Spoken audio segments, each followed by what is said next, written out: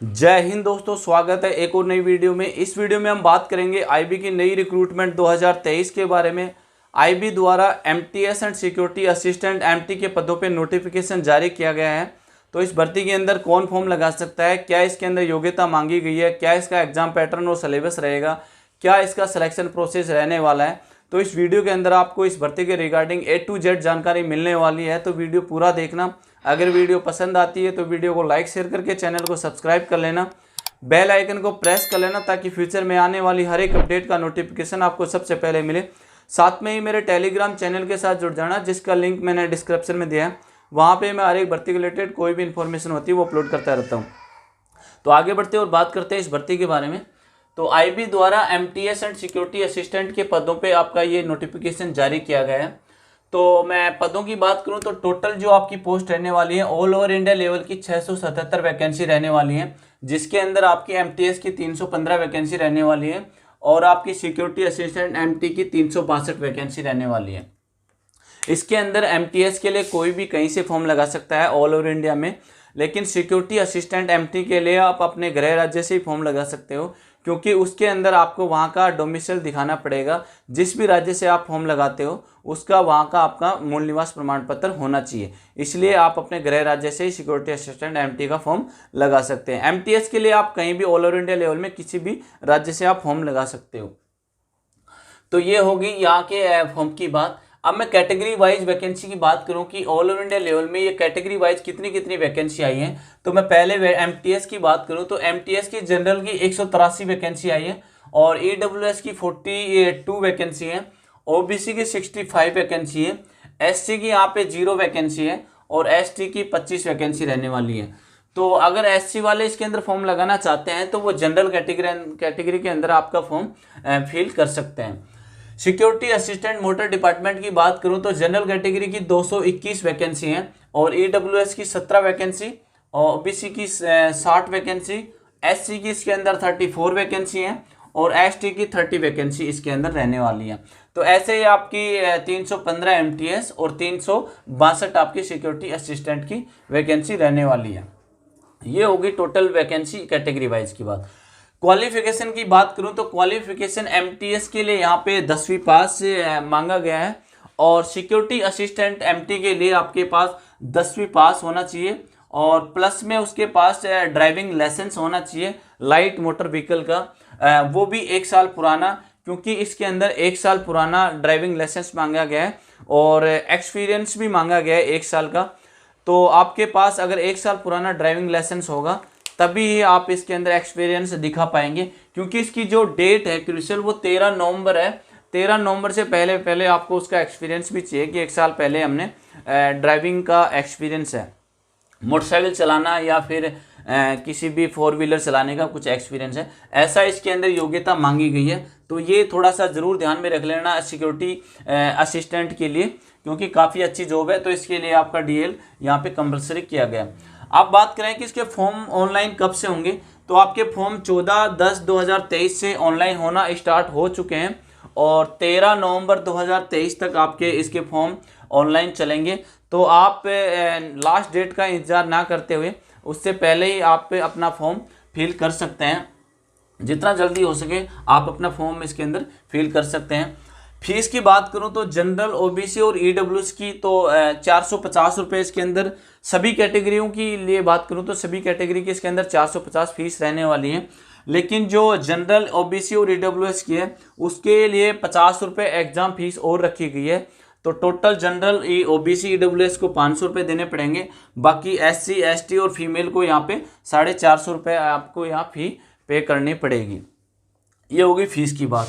अब age limit की बात करूं तो एमटीएस के लिए आपको 18 से 25 साल मांगी गई है और सिक्योरिटी असिस्टेंट और मोटर ट्रांसपोर्ट के लिए आपकी जो 18 से 27 मांगी गई है। इसके अंदर मैक्सिमम आपकी 27 साल उम्र रहने वाली है। एज रिलैक्सेशन की बात करें तो एज रिलैक्सेशन यहाँ पे ओबीसी को 3 साल और एससी एसटी को 5 साल यहाँ पे एज रिलैक्सेशन दिया है।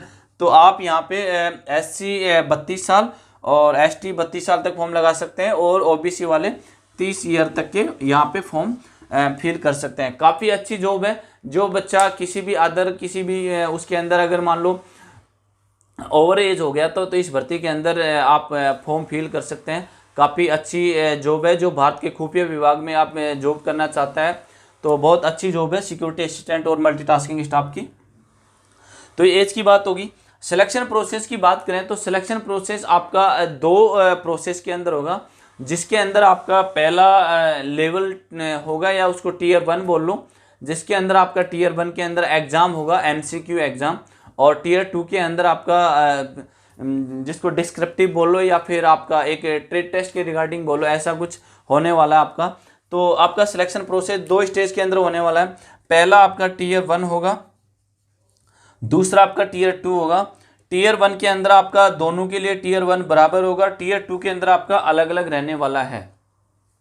तो ये 2 स्टेज के अंदर आपका सिलेक्शन प्रोसेस रहेगा। अब बात करें जो आपका सिलेक्शन प्रोसेस रहने वाला है टीयर 1, तो टीयर 1 के अंदर आपका जो सिलेबस रहेगा कि उसके अंदर क्या आएगा, तो टीयर 1 के सिलेबस की बात करूँ, टीयर 1 दोनों ही पदों के लिए सेम रहने वाला है, MTS and security assistant MT के लिए।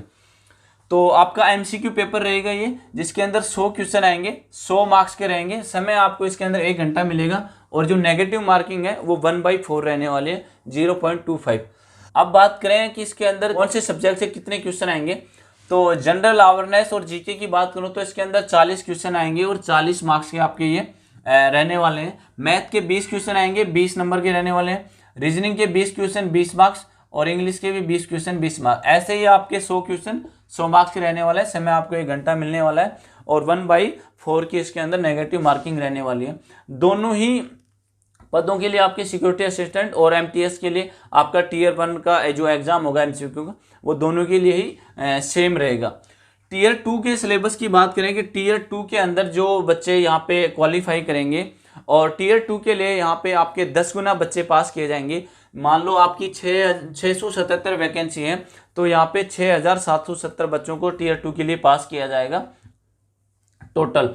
तो टीयर 2 के सब्जेक्ट की बात करूँ तो जो आपका टीयर 2 है वो ओनली क्वालिफाई नेचर है MTS के लिए, और सिक्योरिटी असिस्टेंट के लिए भी क्वालिफाई नेचर है, लेकिन उसके अंदर 40% मार्क्स लाना कंपलसरी है, और जो उसके नंबर वो आप लेके आओगे टीयर 2 के अंदर सिक्योरिटी असिस्टेंट के, उसके आपके कट ऑफ के अंदर भी नंबर जुड़ेंगे।